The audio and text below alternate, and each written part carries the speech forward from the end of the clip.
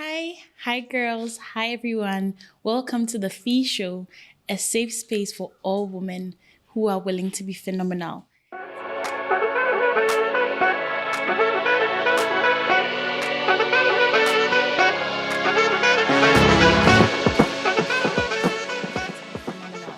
Today, we have with us a special guest, none other than Mrs. Grace Nadwa Nelson. And she's a pharmacist, a mom, and I'll let you know more about her as we go on. Welcome to our channel. Thank you, Dr. Afia. How are you doing? I'm doing well. I'm so happy you're here despite all the challenges we faced. Anyway, so if you could describe your journey, like so far, how would you describe it? Number one, I would say evolving because I'm gradually learning new things, changing, becoming better. Yes, so number one on my list will be evolving. Number two will be authentic because in as much as I'm learning new things, I'm trying to be myself. I don't want to be like anybody else. That's I true. had an occasion where I was speaking in a meeting and someone told me, relax. And I wasn't even angry. I just speak with force and energy. And the person was comparing me to someone that I should go else, listen to how that person speaks, the way that person speaks slowly with so much grace. I said, that's her style. Yeah, I mean, that's you not my can't compare style. yourself to People anyone. love me because of the energy I speak with. People love me because of the fire I come on board with. So yes. You're not going to change that for anyone. No, I'm not going to change that. So evolving, authentic, and then daring. Wow, I love that. I think I love challenges. I approach things You love challenges. which feel that's interesting. Like cannot be done. You know, I like to do it when So everybody which challenge feels. have you faced recently that was daring, like dared you to be who you are supposed to be? A lot. A lot. Give us just one that we won't forget. Which one? I can't. Of the bat, you're not getting any. I think I lost my job at a point in my life some few months ago. Wow. And it was a challenging period for me, but then I had to pick myself up and do other things, find joy in doing other things instead So of. that's what you meant by evolving. Yes, I mean, I'm evolving in the process, in professionally, personally. I'm evolving in every way. Yeah. But I mean, this period of my life was challenging. This period of my life without a job was challenging. But then I found joy in doing other things, in doing volunteer work, in impacting other lives, even when I didn't have a job. Wow. And I felt it was a moment where through the challenge, I also discovered another part of me that's really that's how it always is, puts you know. smiles on my face. On your face. I mean, you're doing so much for yourself. You're wearing so many hats. You're a mom, you're a mentor, you're a public health advocate. You're also a pharmacist. How do you do it? Like, how do you keep yourself centered with everything that's going on? So, number one, I'm a Christian. So I pray to God for strength and for grace to be able to go through it all. As I said, I'm a person who comes with the energy, comes with the fire. So I also feed on positive energies. I like people around me. Phenomenal vibes only. I'm just saying. Yeah, I like people around me. But how I manage to do all these things, I also create boundaries. So in as much as I love to do my job, when I'm in my mommy era, zone, you just zone out, you focus on that. So there are people who have approached me, can I have a quick meeting with you at 7 p.m.? No, and depending on boys. where I'll be with my kids, I said, no, we can't do it at 7 p.m. Let's do it tomorrow morning. That doesn't mean that I always turn down 7 p.m. meeting, but I always have to weigh in what I have to do at home and what other priorities are there for me. And then, so my boundaries are clear. It's not like I'm so strict and not flexible. Yes, depending on what it is, I'm willing to make room for it. But everybody knows my boundaries. Everybody knows and they I'm are a willing mother to abide. and they are willing to make room for me. That's amazing. So guess what? Before she came here, I had the chance to visit her social media platform, which you should. And I found so much about her. So I was like, let me just, go through the links she has. And I discovered Graceful Impact.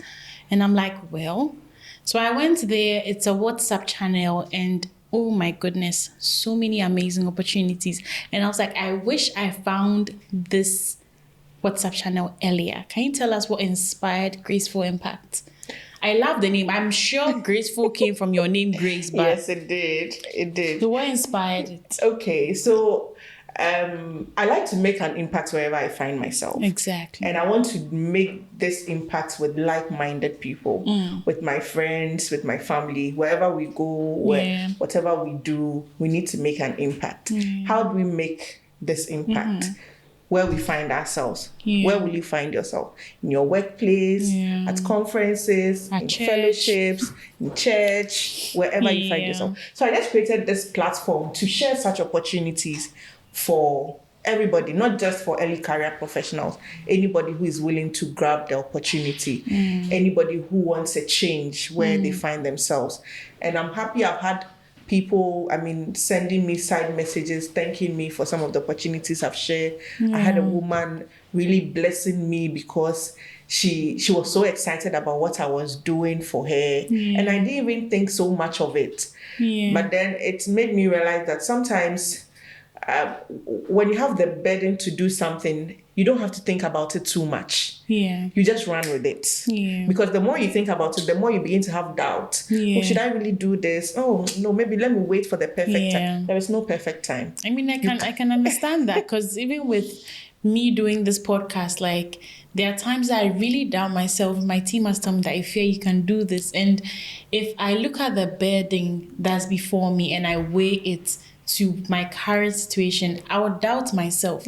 So I can completely understand the part of the journey that you're in. But for me, just being on that platform, even though the opportunities that I thought I may have missed, it just shows that there's just so much more that can be accomplished. How old is Graceful Impact? It's just been a few months? Yes, few months. Just started. So you see how God turned what you thought you lost your job. You see how he's turned it around because you gave it back to him. And that's just so inspirational. Like, you are always sharing opportunities to others. What role has access played in shaping your own story? You accessing opportunities, you accessing information. Do you find yourself as a key player when it comes to life-changing situations? Like you said, the woman that you saw, that thanked you out of her heart, she wouldn't have found such an opportunity if she was just walking maybe through the streets of Instagram or through the streets of LinkedIn. But you've been able to fine-tune what people are going to enjoy. Right. So how has access shaped your story? Okay. So I believe in hard work. I think some time ago I made a post on LinkedIn that people are putting in hard work every now and then. Sometimes they just need the voice of one person to speak for them in a room where they are not in. And that changes everything. That day, all their hard work comes to light. They've been working hard for 5 years, 6 years, 7 years. But that one person who mentioned their name brought that hard work into the room for them. It has worked for me. I remember when I had my first child and I was on maternity leave. I had started a new role. And the person who was in the role before I came in, she was going to see someone. And she told me that, I'm going to see this person. I know you're on maternity leave, but if you can come with me, I'm going to introduce you to all the right people who are going to make your life easier. Thankfully, my mother was at home and I told her, Mommy, I need to go with this person. You need to go. Hold this baby for me. This baby will always be here. I need to chase that opportunity. I went with her. She took me door by door to every single person I needed to know. Player, and from that day, things changed because she had introduced me to the people. So that is what I also want to do for people. The fact that somebody has done it for me, I have to pay it forward. Yes, exactly. Somebody must also benefit from that. Yes. So but I love that you mentioned your child. Sorry to cut you, but I love that you mentioned like your child, like your mom keeping. How has motherhood changed your perspective when it comes to leaving a legacy, when it comes to leadership? How has motherhood changed that trajectory for you? Simply put, motherhood has made me more human. It has made me more You have to explain understanding. because It has made me more intentional. You see, right now, I just don't do things for doing sake. Even when I'm posting on social media, I think, what if my child grows and sees comes this. to see this? In my line of work, I deal with a lot of regulators. Even when I'm submitting a document, I ask them, what if this medication ends up in my child's stomach? Like, whatever I'm doing, I'm so intentional about it. Yeah. I just don't leave Because things someone to else would have chance. been in your position and it might affect you. So I thank God for the gift of motherhood. It's really a wonderful gift, and I pray that anybody who wants to experiences it, because it's really changed me and it's made me more intentional. Yeah.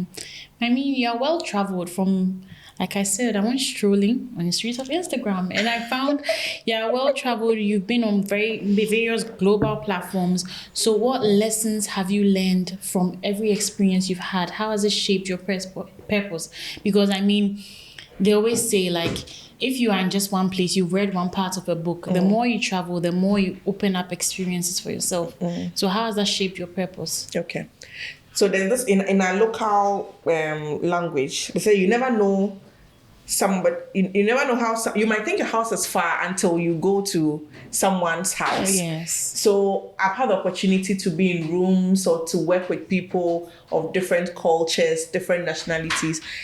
It has made me more open-minded. It has made me believe that the fact that you know that this is how something is done doesn't mean that is how it's always done. You can do it another way and it will work perfectly fine, if not even better. Yes. So one thing, it has made me open-minded, and it has also made me very grateful, because in some instances I find myself with people who are really at the bottom end of society, and they are trying so hard to make it. And sometimes I look at certain young people or certain people and what they have now and how they're not making very good use of it. And then compared to the people who are at the lower end, and I feel that, no, Grace, you have to be more. With what these people have, if this is what they are doing, you have no excuse to be where you are. Yes. So what challenges did you face, like, entering into the global space? Like, people feel like, okay, I don't come from a well-to-do home. I don't have an uncle who's going to sponsor me. My parents are not well-to-do. Like, what do you say would be the challenge that would move you into the global space, and how can one overcome it? Limiting mindset is one. I just answered exactly. Exactly. How can you? When you open your mind, some of these opportunities will just come to you. Yeah.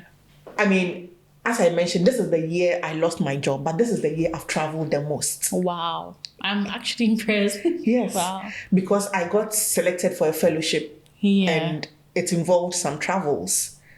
Yes. So you have to be able to put in the work. If you're somebody who is lazy, trust me, nobody is going to come after you. Yeah. You have to be willing so to do you put feel like in the it's work. just, okay, maybe the connections you have?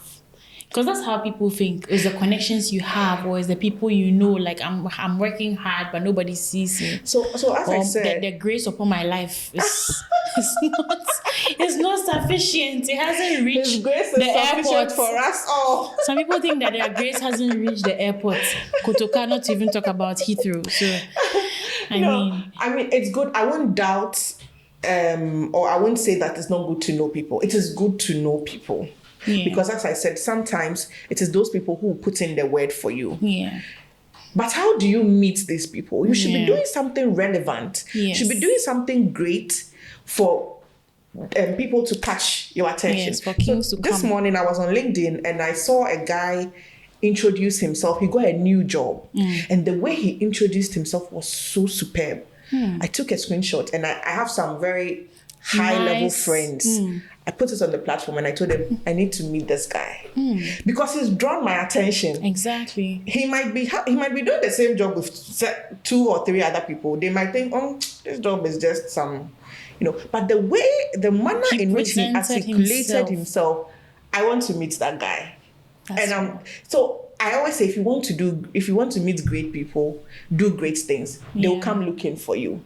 It might take a while, yeah, but your light will shine one day. One There's day this somebody will scripture put in that a I'm word trying for to you. remember.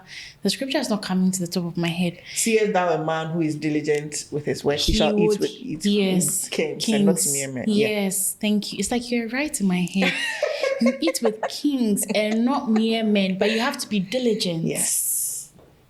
So that brings me to my next question. How does your faith influence the way you live, lead, serve, and show up? Mm-hmm. So as I said earlier, I'm Christian, and I've been in rooms with people who are atheists, who believe in other things. Whatever I do, I ask myself, would God be pleased with me? One thing I've also learned as a Christian is that you have to be tolerant of each other, because you might not always find yourself in rooms with only Christians. People, like-minded people. Yes. More like faith, yeah. Yes. But you can coexist with them without you shoving your Christianity down their throat and without them shoving their religion down your throat. Yeah. Sometimes these people are even going to be the stepping stones for you to rise. They are going to build certain characters or certain competence in you. Yeah. So coming back to the question, how has my faith? I think everything starts and ends for me knowing that I'm pleasing God. How does the phrase "you are the only Bible that someone would ever read"? How does it impact your daily decisions? Yeah, so with every activity or with every action I take, somewhere in my mind, I ask myself, what if somebody's watching me? What is the person going to say? Yeah. Not in the sense of people pleasing, but how would God say that I showed up in this particular opportunity that was given me? Exactly. I really resonate with that. But what does success mean to you now? Like, has it changed over time? Maybe 5 years ago, success was making a 5-figure job, a 6-figure job. Has that evolved? What does success mean to you now? Is it fulfillment when you go to bed? Or it's you seeing that your kids are happy, that their mom is putting something, like making impact? What does success mean to you now?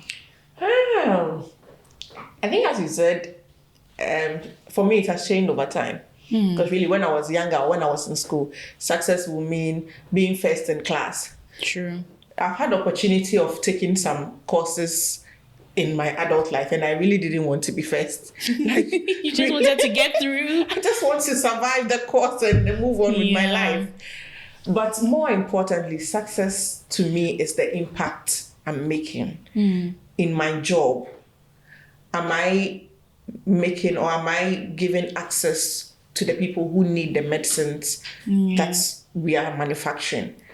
In my motherhood journey, am I raising my children in the fear of God? Am I raising them to be better people in the society? What impact, what legacy am I leaving? But do you measure it up to a certain standard? I think for now, I don't. Like, probably my only standard would be the Bible, but not really measuring it to somebody raising their child in a particular way. I have seen children who are very well behaved, and I admire them. I pick lessons from there, but those are not necessarily my standards that I want my child to be like this person's child by all means. No, I don't want to do that for my children. I mean, it can be draining trying to juggle everything and being the best version of yourself in every aspect of the word. So how do you refill your cup? How do you refuel so that you're able to give in off of your overflow? Because I always believe that you have to fill your cup, and it's out of the abundance of what you have that you're able to serve others. So how do you refuel? I mean, you mentioned boundaries before. Yes, I was going to mention it again. Boundaries and saying no. So I have a lot of people approach me on LinkedIn. I'm very active on LinkedIn. They approach me on LinkedIn. Oh, Grace, can you mentor me? I was in this program and I like how you spoke. And I told them, hello, dear. I'm currently in 2 or 3 programs. I'm sorry I cannot mentor you this year. Can we pick up the conversation next year? I've learned diplomatic ways to say no. A whole year. Oh, yes, a whole year. It might like be that more. She said diplomatic ways, not just no. Some of you are just rude. Like, I know someone that is looking at me like that. Some people are just rude. They'll just say no. Yes, talking about rude, I think it's something, I believe there's a women's show, right? Yes. It's something a lot of us women need to learn. A lot of us have become rude all in the name of, I speak my mind. Hey, as for me, there, I'll speak my mind there and then. No. Previously, I would say I was like that, but growing, adulthood, the word of God, it's molds you in a way that you may not really understand. I've learned to season my words with grace. I can like tell that. you She's are being playing with her foolish without telling saying you that are being foolish. Yeah. You know, so I think it's something we all need to learn as women. In as much as we want to be assertive, we want to be confident, we don't want people to look down upon us.